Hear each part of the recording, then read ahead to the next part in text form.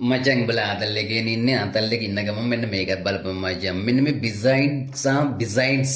මේ දෙකේ වෙනස මොකද්ද මචං හොඳට බලපන් වෙනස මොකද්ද මෙන්න මේ S අකුර තියෙන්නේ බිසයිඩ් ඒකට S දැම්මම ඊළඟ වචනේ ඇදෙනවා මචං මොකද්ද මචං මේ දෙකේ වෙනස මෙන්න මේ මචං හරි සරලයි මචං බිසයිඩ් ගන්න මචං next to කියන අදහස ගන්න නිපාත පදයක් විදිහට next to ළඟ කියන එක මචං උදාහරණයක් විදිහට මචං come and sit next to me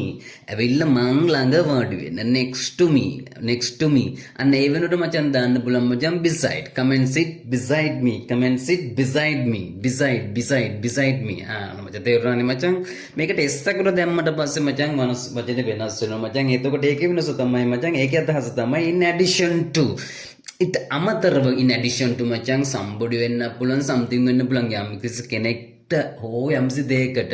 ඒ දේ හැර ඒ කෙනා හැර උදාහරණයකට මචං මචං is there anybody who knows Tamil besides me අන්න මේතන ඉන්නවද කවුරු හරි දෙමළ දන්න besides me ඒ කියන්නේ මම හැර besides me එහෙම නැත්නම් අපගේ ප්‍රශ්නයක් අහන්න do you like any other sports